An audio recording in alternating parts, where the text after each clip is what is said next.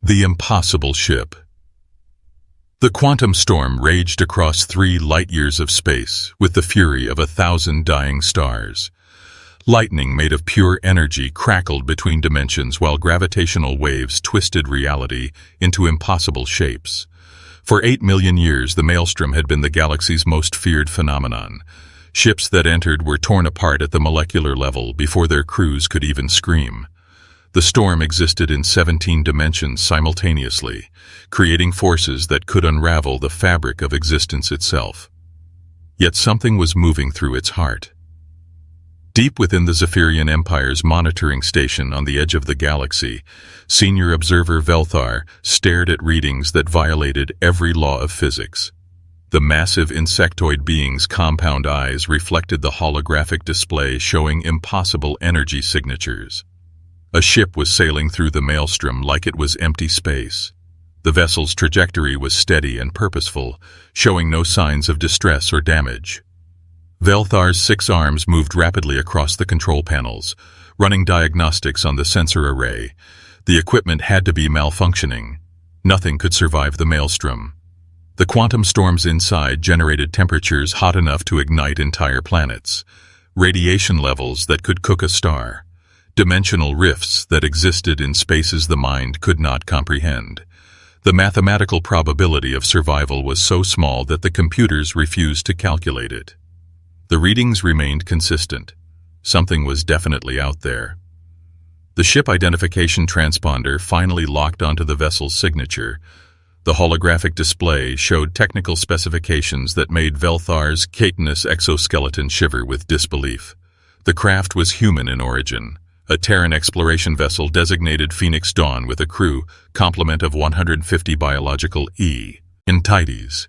Humans were newcomers to the galactic community. Their technology was primitive by the standards of the ancient civilizations that ruled the stars. Their fastest ships could barely achieve light speed without catastrophic failures. This made no sense at all. Velthar activated the emergency communication array that connected directly to the Imperial Palace on the capital world of Zephyros Prime. Within minutes, Emperor Kethvar himself appeared in the holographic projection chamber. The ancient ruler's golden scales rippled with patterns that indicated extreme agitation. He had ruled the Zephyrian Empire for 3,000 years and had never seen anything that challenged his understanding of reality so completely. The Emperor demanded a full sensor sweep of the human vessel. Advanced scanning beams lanced across the void toward the Phoenix Dawn, attempting to penetrate its hull and analyze its internal systems. The results that came back left the Imperial science team speechless with terror. The human ship was not just surviving the quantum storm, it was changing the storm to match its needs. Reality was being rewritten in a sphere around the vessel, creating a pocket of normal space where normal space could not exist. Captain Elena Vasquez stood on the bridge of the Phoenix Dawn, completely unaware that she had just accomplished something that should have been impossible. The 40-year-old commander watched the swirling colors of the nebula through the main viewing screen and thought it was beautiful. Her crew of humans went about their duties with calm efficiency, treating their passage through the maelstrom as routine navigation. To them, it was just another stretch of colorful space with interesting energy patterns. Dr. Marcus Chen worked in the ship's laboratory, analyzing the exotic particles they were collecting from the surrounding nebula.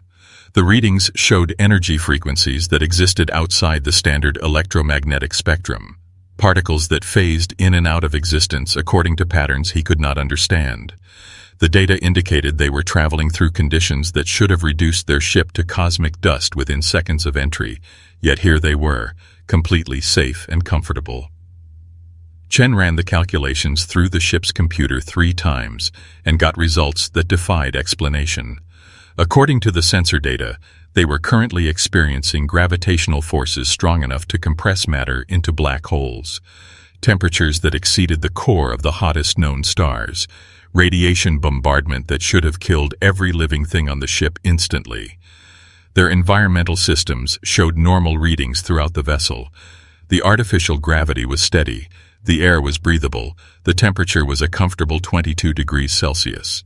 Something was protecting them, but Chen could not identify what it was. Meanwhile, the emergency session of the Galactic High Council was reaching a state of panic that had not been seen in 50,000 years.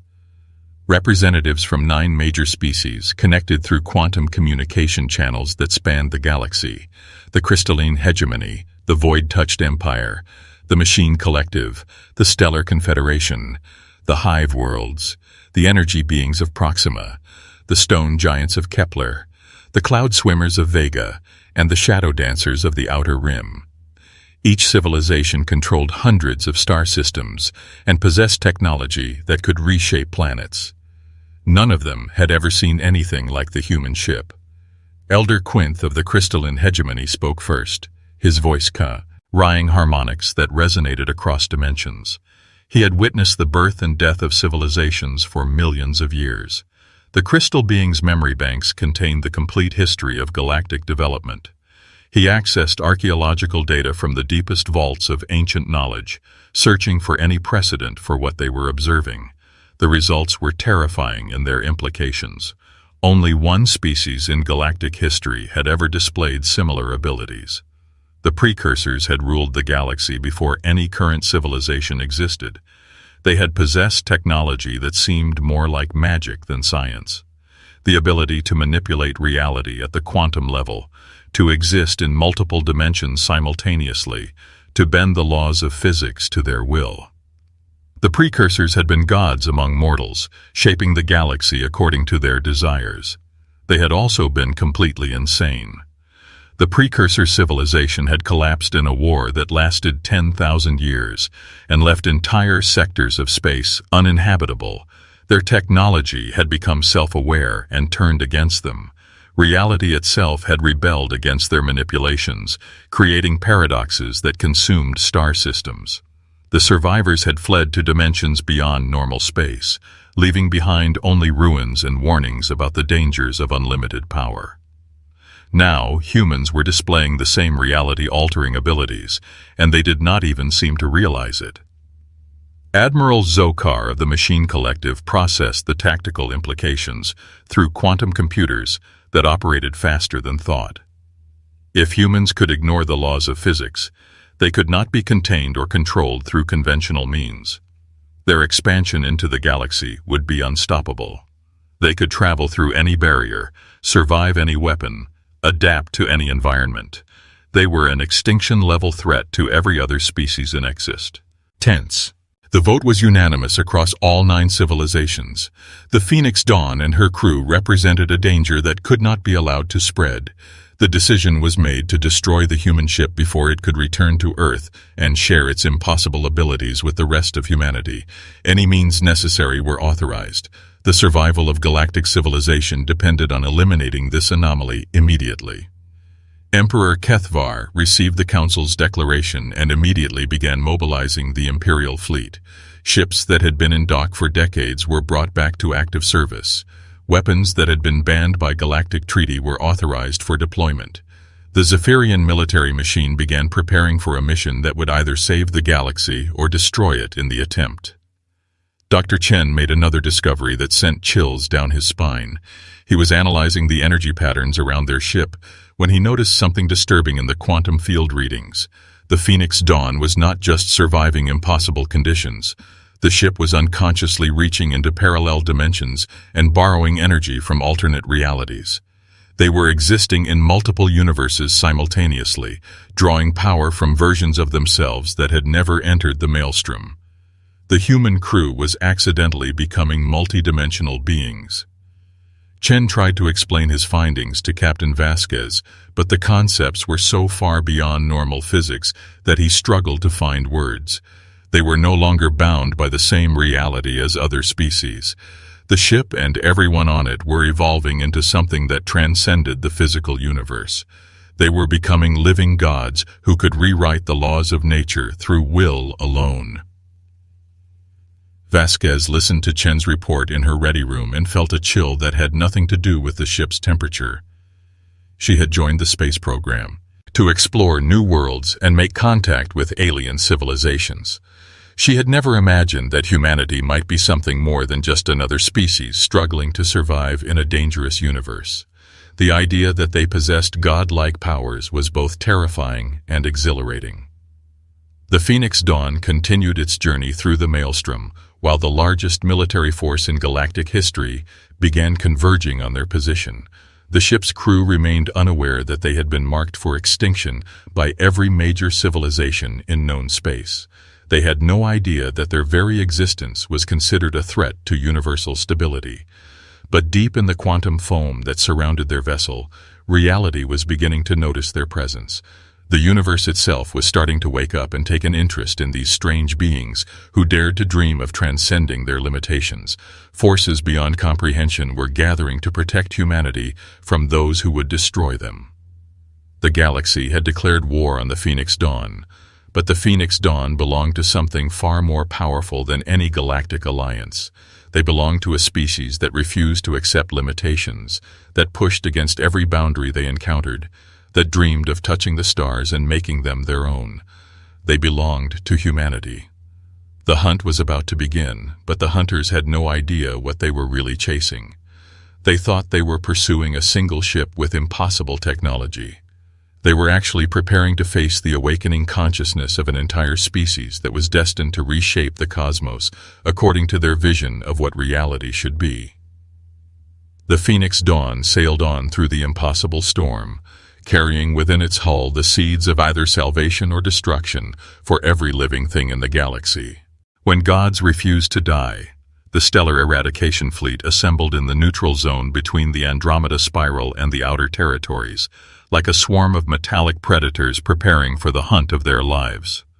2,500 ships from 9 different civilizations formed the largest military force in galactic history. Dreadnoughts the size of small moons floated alongside nimble destroyers that could crack planets. Weapons platforms bristling with reality-warping cannons held position next to ships that existed partially outside normal spacetime. Admiral Thane Coraxus of the Stellar Confederation commanded the fleet from his flagship, the World Breaker.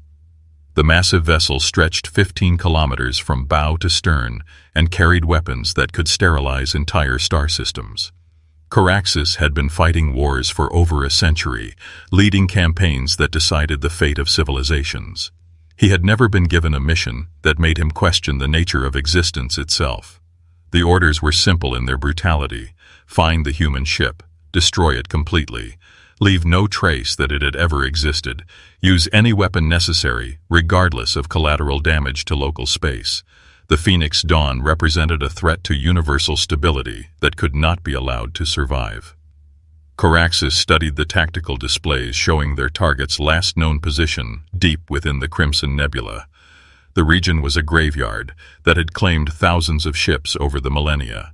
The nebula's interior was filled with quantum singularities that existed in 17 dimensions simultaneously, temporal loops that could trap vessels in endless cycles of destruction and rebirth, energy storms that converted matter directly into pure entropy. The Phoenix Dawn had entered the nebula 6 hours ago, and all sensor contact had been lost immediately. Standard procedure would be to wait for the nebula to destroy the human ship naturally. But the High Council had learned not to underestimate humanity's impossible abilities. They were taking no chances with a species that could apparently ignore the fundamental laws of physics. Chief Engineer Rosa Martinez worked in the Phoenix Dawn's engineering section, monitoring the exotic energy readings that had been increasing steadily since they entered the nebula. The ship's quantum core was operating at efficiency levels that should have been theoretically impossible. Their power output had tripled, while fuel consumption had actually decreased.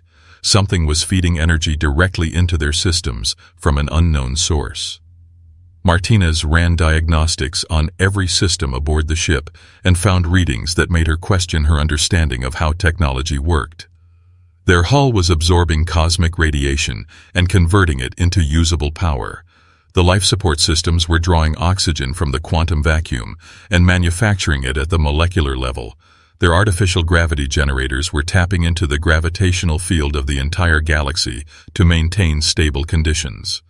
The Phoenix Dawn was no longer just a ship. It had become a living entity that fed on the energy of the universe itself. Dr. Chen burst into Martinez's workspace with data that made her forget about her own impossible readings. He had been monitoring the crew's biological functions and discovered something that challenged every assumption about human physiology. Their cellular structure was changing at the genetic level. DNA was rewriting itself to accommodate new forms of energy that did not exist in normal space. The human crew was evolving in real time, adapting to conditions that would be lethal to any other known species. Martinez and Chen compared their data and realized they were documenting the birth of a new form of life. Humanity was transcending its biological limitations and becoming something that existed simultaneously in multiple dimensions. They were becoming beings of pure potential who could reshape reality through conscious will. The Stellar Eradication Fleet began its approach toward the Crimson Nebula, with weapons charged and shields at maximum power. Admiral Caraxus ordered a formation that would surround the nebula completely, ensuring that nothing could escape the coming destruction.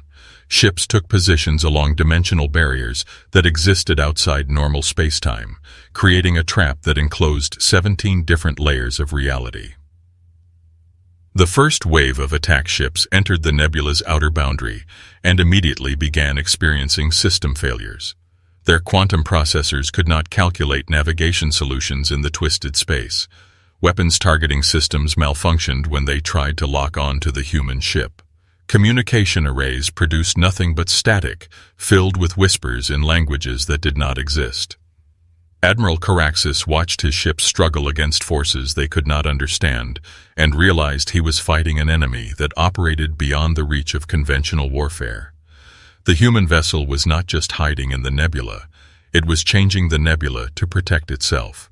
Reality was being rewritten on a massive scale to ensure the Phoenix Dawn's survival. Captain Vasquez stood on her bridge and watched the approaching alien fleet through sensors that should not have been able to penetrate the nebula's interference. She could see every ship, every weapon, every tactical formation with perfect clarity.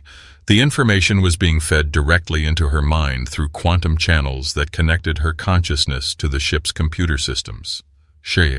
He was becoming one with her vessel, sharing its impossible abilities. Dr. Chen made the final breakthrough that explained everything they had experienced. He analyzed quantum field fluctuations around the ship and discovered that humans naturally existed in a superposition state that allowed them to experience multiple realities simultaneously. Every human unconsciously accessed parallel versions of themselves, drawing knowledge and energy from infinite alternate possibilities. This was why they could survive impossible conditions. When reality threatened to destroy them, they simply shifted to a version of reality where they continued to exist. They were not breaking the laws of physics. They were choosing which laws of physics applied to them at any given moment. The realization hit Captain Vasquez like a bolt of lightning. Humanity was not just another species struggling to survive in a hostile universe. They were the universe's attempt to evolve beyond its own limitations. They were living embodiments of infinite possibility, capable of transcending any barrier through sheer determination and will. The Stellar Eradication Fleet launched its coordinated attack with weapons that could destroy entire solar systems. Reality-warping missiles streaked toward the Phoenix Dawn, while energy beams that existed in multiple dimensions converged on the human ship's position. Quantum torpedoes that could erase matter from existence itself were fired in waves designed to overwhelm any possible defense. Every weapon failed spectacularly. The missiles simply vanished when they got within range of the Phoenix Dawn. The energy beams curved away from their target as if space itself was deflecting them. The quantum torpedoes exploded harmlessly against barriers that existed in dimensions the attackers could not perceive. The human ship sailed through the devastating assault without taking a single point of damage. Admiral Caraxus stared at the tactical displays in disbelief, as his most powerful weapons proved completely ineffective against a single human vessel. His fleet had enough firepower to sterilize 100 worlds, but it could not harm a ship crewed by beings who refused to accept the possibility of defeat. Chief Martinez discovered that their defensive systems had never actually activated. The Phoenix Dawn was not using shields or armor to protect itself.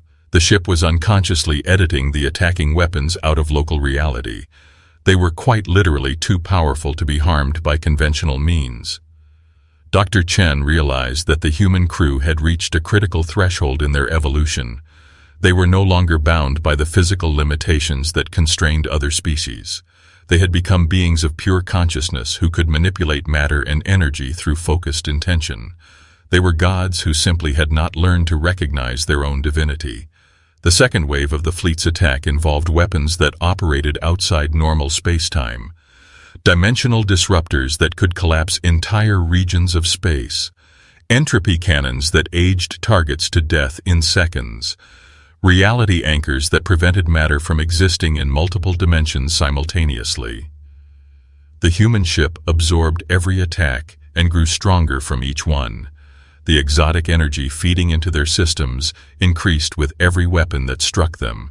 They were converting the assault into fuel for their continuing evolution. Captain Vasquez felt the change happening within herself as her consciousness expanded to encompass multiple realities simultaneously. She could see every possible outcome of the battle, every choice that led to victory or defeat. She could perceive the thoughts and fears of the alien crews attacking her ship. Most importantly, she could sense the growing awareness of her fellow humans as they awakened to their true nature. The Phoenix Dawn crew was becoming something magnificent and terrifying. They were evolving into beings who could exist anywhere in the universe, who could survive any threat, who could overcome any obstacle through the simple act of refusing to be defeated. Admiral Coraxus made the decision to withdraw his fleet before they suffered casualties that could not be explained to their respective governments. His ships had encountered something beyond their ability to destroy or understand. The human vessel represented a form of existence that transcended traditional concepts of warfare. As the stellar eradication fleet retreated from the nebula, Captain Vasquez faced a choice that would determine the future of human civilization.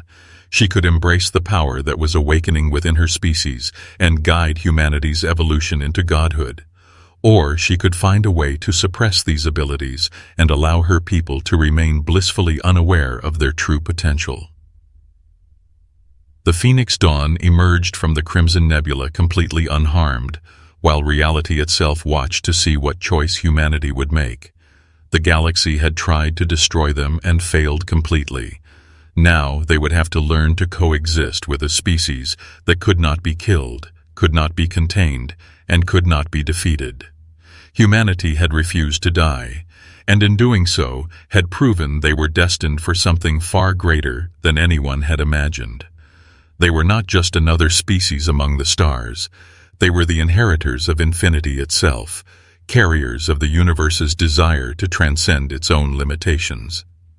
The hunt was over, but the real story of humanity's place in the cosmos was just beginning. First contact under fire. Commander Elena Santos stood at the helm of the ESV Hawking, Earth's most advanced deep space research vessel, watching as her crew worked to decrypt the mysterious signal that had pulled them off their scheduled survey route. The signal was unlike anything they'd encountered before, a desperate plea broadcast on frequencies that shouldn't have been possible in the void between stars. "Got it," Lieutenant Kai Chen announced, his fingers dancing across the holographic interface. It's a distress call, Commander, but the language structure is completely alien." Santos felt her heart rate quicken. After decades of searching for intelligent life, humanity's first contact might come in the form of a rescue mission. "Can the AI translate it?" "Working on it now," Chen replied, his expression tense with concentration. "The quantum processors are comparing it against every known linguistic pattern we've got." The bridge fell silent save for the soft hum of machinery. Santos used the moment to study the signal's point of origin on the main display. The coordinates pointed to a region of space that had seemed empty during their initial scans, but now, multiple contacts. Security Chief Yuki Tanaka's voice cut through the silence. "Cloaked vessels decloaking at bearing 047, Mark 12. 5. No, 7 ships. Commander, they're surrounded." The main screen shifted, revealing a heart-stopping sight. A massive vessel, easily 3 times the size of the Hawking, was limping through space. Its design was organic, almost crystalline, with sweeping curves that seemed to flow like liquid metal. But its beauty was marred by obvious damage. Great rents torn in its hull, crystalline sections shattered and venting atmosphere. Around it, predatory shapes materialized from the void. Their designs were angular, aggressive, bristling with weapons that Santos' tactical systems struggled to categorize. Translation complete, Chen announced, his voice tight. They're refugees, Commander. Their civilization was attacked, their homeworld destroyed. They've been running for months. The attacking ships are called the Karthak. Santos' jaw tightened. She'd read the theoretical papers about first contact scenarios, had trained for countless possibilities, but nothing had prepared her for this moment, watching an alien species face extinction while her ship, representing all of humanity, hung in the balance. Life signs on the refugee vessel, she asked. Over 2,000, Tanaka replied. Multiple species, mostly in cryosleep. Their life support is failing. Commander, they've got children aboard. The Karthak ships were moving into attack positions, apparently unaware of or unconcerned by the Hawking's presence. Their weapons charged with an energy signature that made the research vessel's sensors scream in protest. Santos had a choice to make. The Hawking was a research vessel, not a warship. Their weapons were defensive, designed to destroy asteroids and space debris. They were alone, far from any backup, about to witness the slaughter of innocent refugees. But they were also human, and if humanity stood for anything, it stood for protecting those who couldn't protect themselves. All hands, battle stations, Santos commanded, her voice steady despite the gravity of the situation. Engineering, divert power from the research labs to shields and weapons. Communications, broadcast on all frequencies, in every language we know, including the one we just decoded. She took a deep breath, remembering everything that had brought humanity to this point. Every hardship overcome, every challenge faced, every impossible situation survived. This is Commander Elena Santos of the Earth Science Vessel Hawking. We are responding to a distress call in accordance with the laws of space and basic moral decency. To the Karthak vessels, stand down immediately, or we will be forced to respond with all necessary force. The response came in the form of weapons fire, not directed at the Hawking, but at the refugee vessel. The crystalline ship shields flared weakly, already nearly depleted. Well then, Santos said, her voice hard. Tactical, target their lead vessel. Let's show them why humans are considered crazy by every safety standard in the known universe. All hands, remember your gravity training. This is going to get rough. The Hawking's engines roared to life, pushing the ship into a maneuver that would have torn apart any vessel not built by a species that evolved on a death world. They were about to teach these aliens a lesson about picking on the wrong species' protected charges. Humanity's first contact with alien life wouldn't be a peaceful exchange of scientific knowledge. Instead, it would be a demonstration of one of humanity's core traits, the absolute refusal to stand by while the strong preyed upon the weak. The battle was about to begin, and the galaxy would never be the same. The weight of worlds. The Hawking's first shot caught the Karthak completely by surprise. They'd clearly never encountered a species willing to fight with such apparent disadvantage. One research vessel against 7 warships, but they didn't understand what it meant to be human. To come from a world that had tried to kill humanity's ancestors at every turn. Evasive pattern Delta 7, Santos ordered as the Karthak recovered from their shock. Dr. Patel, what can you tell me about their weapons? The ship's chief scientist analyzed the data streaming across her console. Their energy weapons operate on a quantum disruption principle, Commander, designed to tear apart matter at the subatomic level. But, she smiled, they're calibrated for standard space conditions. They didn't account for the reinforced atomic bonds we use in our hull plating, a necessity for ships designed to withstand Earth's gravity well. The Hawking twisted through space in ways that defied conventional physics, its crew functioning perfectly under G-forces that would have liquefied most alien species. The Carthag's shots passed through empty space where the human vessel had been milliseconds before. Their targeting systems can't keep up with our acceleration, Tanaka reported with grim satisfaction. They're used to fighting ships limited by their crew's biological constraints. They don't understand that humans evolved to handle forces that would kill most species. Santos watched as the refugee vessel's crystal structure pulsed with failing energy. They needed to end this quickly. Engineering, give me options. We need to protect that ship. Chief Engineer Marcus Rodriguez's voice crackled over the comm. Commander, I've been studying their shield harmonics. Their technology is advanced, but it follows predictable patterns. If we reconfigure our graviton beam, the one we use for moving asteroids during research missions, we might be able to create a temporary bubble of Earth normal gravity around their ships. The effects? Santos asked, already guessing where this was going. Their crews aren't adapted to Earth gravity. Even a few seconds of exposure would incapacitate them. It won't damage their ships, but it'll take them out of the fight. It was a quintessentially human solution, turning their own evolutionary history into a weapon. Do it. All hands, brace for gravitational shift. The Hawking's specialized research equipment, designed to study astronomical phenomena, became a weapon of war, a wave of Earth normal gravity, a crushing force to most alien species, expanded outward. The effect on the Carthag ships was immediate. Their formations broke as their crews succumbed to what humans considered normal conditions. Remarkable, Dr. Patel breathed, watching the sensor readings. Their biology. They evolved in a low-gravity environment. Even their ship's artificial gravity is set to about 0.3 Earth standard. This is like dropping them into a hydraulic press. The refugee vessel's communication system suddenly crackled to life.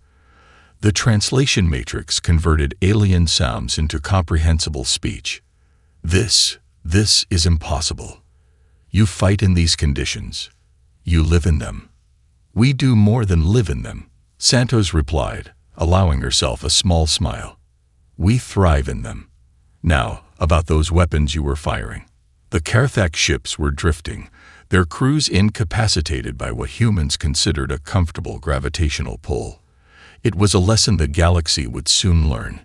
Humanity's disadvantages were actually their greatest strengths. Security teams, prepare for boarding action, Santos commanded.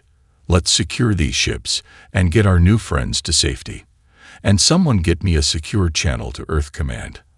I think they're going to want to hear about this. As her crew moved to execute her orders, Santos studied the refugee vessel. Its crystalline structure was beautiful, but it represented something far more important. Humanity's first allies in the galaxy. They'd made first contact not with handshakes and diplomatic ceremonies, but by doing what humans did best. Protecting those who needed protection, fighting when fighting was necessary, and turning their harsh evolutionary history into an advantage. The real work was just beginning.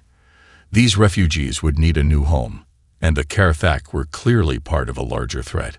But for the first time, the galaxy would learn why Earth was classified as a death world, not because humans were savage, but because they had learned to overcome challenges that would break most species. The age of human isolation was over.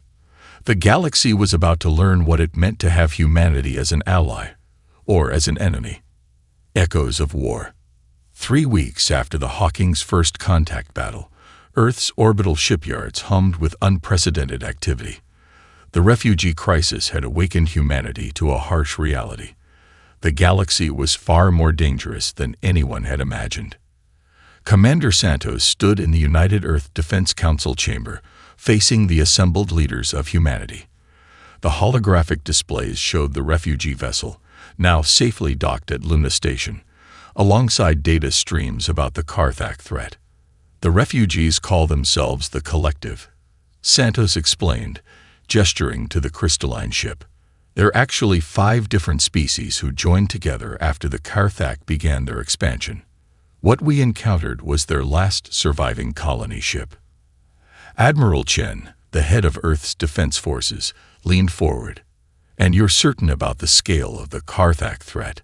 "The data recovered from their ships is conclusive," Santos replied. "The 7 vessels we encountered were just a scouting force. The Karthak control over 300 systems, and they're expanding aggressively. They believe that any species that evolves in soft conditions is inherently inferior and destined for subjugation." Ironic, Dr. Patel interjected from her position beside Santos. "Their ideology of superiority is based on evolving in what we'd consider comfortable conditions. They view their low-gravity evolution as proof of their advancement beyond primitive survival challenges." The chamber erupted in discussion.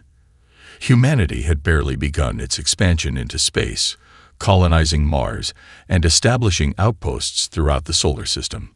The idea of facing an interstellar empire seemed overwhelming. But humans had never backed down from a challenge. "The collective has shared their technology with us," Santos continued. "Their FTL drives, their energy systems, they're more advanced than ours in many ways. But they lack something crucial: the ability to adapt to extreme conditions. Every species in the collective evolved in relatively stable, comfortable environments." Admiral Chen's eyes narrowed. "And that's why they sought us out. Because we're from a death world." "Exactly," Dr. Patel confirmed. "The collective had heard rumors about Earth, a planet so harsh that most species considered it uninhabitable.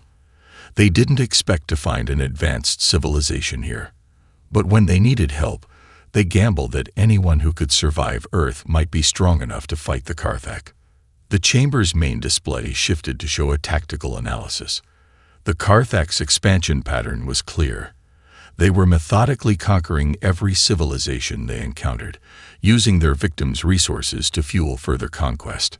"We've already begun adapting their captured ships," Santos reported. "The Karthak's technology is impressive, but it's built around their limitations. We're reinforcing the structures, upgrading the inertial dampeners, and modifying the weapon systems to operate under higher gravities. A Karthak ship crewed by humans will be several times more effective than their original specifications." Admiral Chen stood, his decision made. "Commander Santos, you've proven yourself in first contact and combat situations. I'm promoting you to captain and giving you command of our first integrated defense fleet. Work with the collective, learn everything they can teach us about space warfare, and prepare our forces." "What about the collective civilians?" Santos asked. "They need a new home. We've identified several viable systems within our reach," one of the council members replied. "Planets that we considered too challenging for early colonization might be perfect for building defended settlements. We'll protect them while they rebuild." As the meeting concluded, Santos found herself looking at the image of Earth floating in space. From up here, it was beautiful, but she knew its beauty was deceptive. Earth was a harsh teacher, filled with crushing pressures, extreme temperatures, and countless dangers. It had forced humanity to become strong, adaptable, and innovative. Now those lessons would serve them well. "Captain," Dr. Patel approached her after the meeting. "The collective scientists want to show us something. They've been analyzing the data from our battle with the Karthak scouts, and they have a theory about why humans are so different." "Different how?" "They think our neural architecture, shaped by evolving on Earth, allows us to process and adapt to changes faster than any species they've encountered. It's not just our physical capabilities, it's the way our brains develop to handle complex, rapidly changing threats." Santos smiled. The Karthak thought that evolving in comfort made them superior. They were about to learn that strength comes from overcoming challenges, not avoiding them. "Send a message to the fleet," she ordered. "Tell them to prepare for integrated training with the collective. It's time to show the galaxy what humans can really do." The war was coming. But for the first time in their history, humanity wasn't facing it alone. They had allies who needed their strength, their determination, and their unique ability to turn disadvantages into advantages. The Deathworlders were going to war. Storm of Steel. Captain Santos stood on the bridge of the UES Normandy, Earth's first purpose-built warship incorporating collective technology. Through the view screen, she watched as the combined human collective fleet moved into formation. It was a sight that would have been impossible just months ago. Crystalline ships of the collective flying alongside the angular reinforced hulls of Earth's vessels. Multiple contacts. Lieutenant Tanaka's voice cut through the bridge's tension. Carfax battle fleet emerging from FTL. Initial count, 73 vessels. Santos nodded. Intelligence had been correct. The Carfax had sent a major force to crush what they perceived as a rebellion in its infancy. They didn't yet understand what they were facing. All ships, battle positions, Santos ordered. Execute Operation Thunderbolt. The human collective fleet split into 3 groups, a maneuver that would have appeared suicidal to conventional tactical analysis. But conventional tactics hadn't been developed by creatures who evolved hunting on the savannas of a death world. Carfax fleet is moving to engage, Tanaka reported. They're following standard attack patterns, exactly as the collective intelligence suggested. Santos allowed herself a grim smile. Deploy the gravity mines. Dozens of small devices, barely larger than satellites, activated in the space between the fleets. Each one had been engineered based on the Hawking's original graviton beam technology, but vastly improved through collaboration with collective scientists. The effects were immediate and devastating. Sections of space suddenly shifted to Earth normal gravity, creating a maze of gravitational barriers and traps. The Carfax ships, designed for their crews' comfortable low-gravity preferences, found their carefully planned formations shattered. Phase 2, Santos commanded. All ships, execute attack pattern Delta. The human vessels surged forward, their crews functioning perfectly under forces that would have incapacitated most species. They danced through the gravitational maze they'd created, using the extreme conditions to their advantage. Behind them, the collective ships provided long-range support, their advanced energy weapons guided by targeting data from their human allies.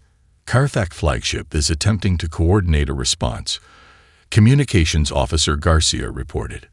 They're demanding to know how we're operating in these conditions. Send them our response package, Santos ordered. A carefully prepared message broadcast across all frequencies, a compilation of Earth wildlife documentaries showing predators hunting their prey. Lions chasing gazelles, wolves working in packs, hawks diving for fish. Each clip was accompanied by tactical data showing how humanity had adapted these ancient hunting strategies for space warfare. They need to understand, Santos explained to her bridge crew. We're not just random savages who got lucky with technology. We're the product of millions of years of evolution on a world that taught us how to hunt, how to fight, and how to win. The battle unfolded like a deadly dance. Human ships executed maneuvers that the Carfax computers classified as impossible, their crews shrugging off G-forces that would have killed most species. The collective vessels, guided by human tactical advice, struck with devastating precision at weak points identified by Earth's military analysts. Carfax fleet is attempting to withdraw, Tanaka announced.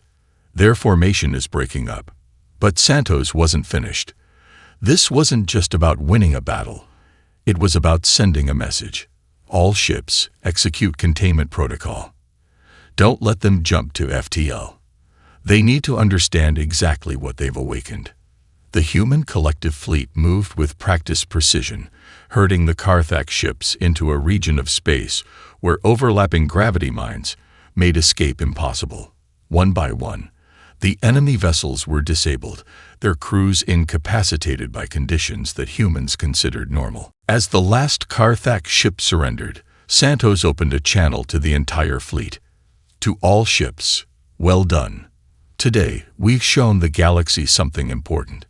We've demonstrated that what others see as weaknesses, evolving on a harsh world, struggling to survive, learning to adapt, these are actually our greatest strengths. The bridge crew cheered, but Santos raised a hand for silence. But this isn't over. The Carfax will return, and they'll be better prepared. They'll try to adapt to our tactics, to find ways to counter our advantages. And when they do, we'll show them another truth about coming from a death world." She paused, looking at the disabled Karthak fleet on her display. "We'll show them that humans don't just survive. We don't just adapt. We thrive on challenges. Every time they think they've figured us out, we'll show them something new. Because that's what Earth taught us. There's always another way to fight, another way to win." The battle was over, but the war was just beginning, and humanity was ready to show the galaxy why Earth's reputation as a death world was both a warning and a promise. Children of Earth.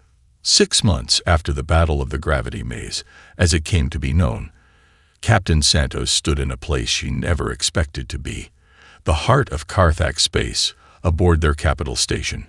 But she wasn't there as a conqueror or prisoner. She was there as a teacher. "Your entire philosophy was backwards," she explained to the assembled Karthak Leadership Council. Behind her, holographic displays showed Earth in all its beautiful, terrible glory. "You thought evolving in comfort made you superior. But comfort doesn't drive innovation. Comfort doesn't force adaptation."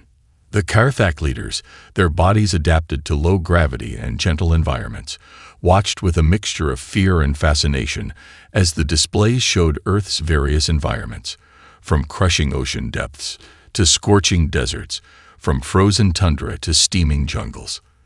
"This is where we came from," Santos continued.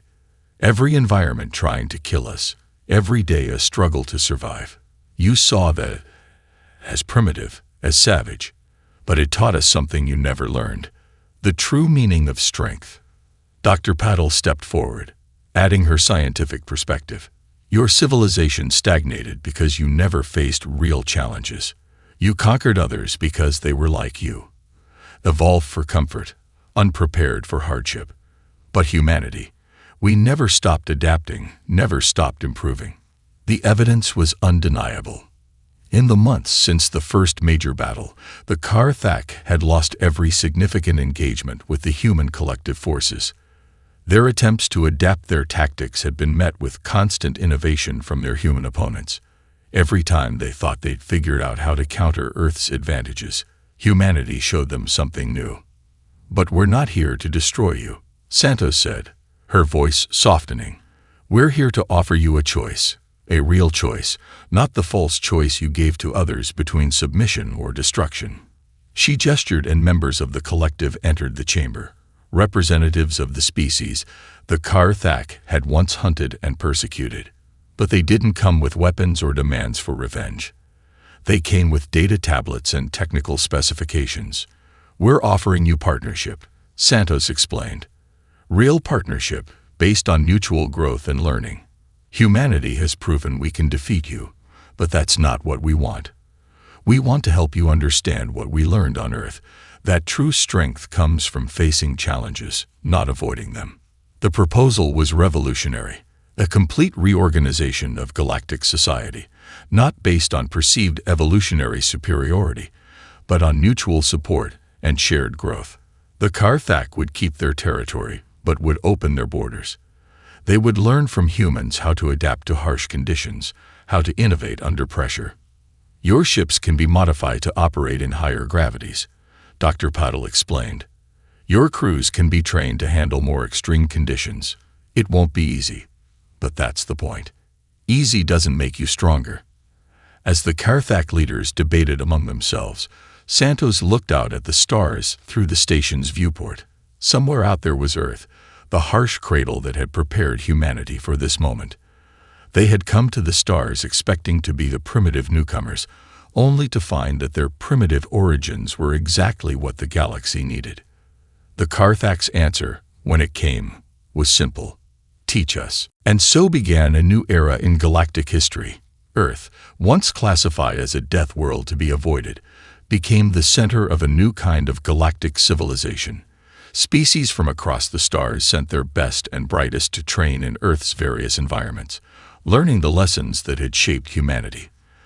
The collective's crystal ships now flew alongside both human and Karthak vessels, their crews learning from each other, growing stronger together.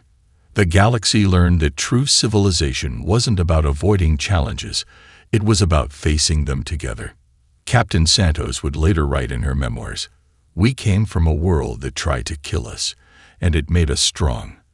But our real strength wasn't in our ability to survive Earth's challenges. It was in our ability to take those lessons and use them to lift others up. We taught the galaxy that it's not the harshness of your origins that defines you. It's what you choose to do with the strength those origins gave you." The age of the Death Worlders had begun, but it wasn't an age of conquest or domination. It was an age of growth, of challenge, of species coming together to face the harshness of the universe, not as competitors, but as family. After all, that was the greatest lesson Earth had taught humanity. The strongest species weren't those that evolved in comfort, or even those that evolved in hardship. The strongest were those who learned to face hardship together. The galaxy would never be the same. And that was exactly how it should be.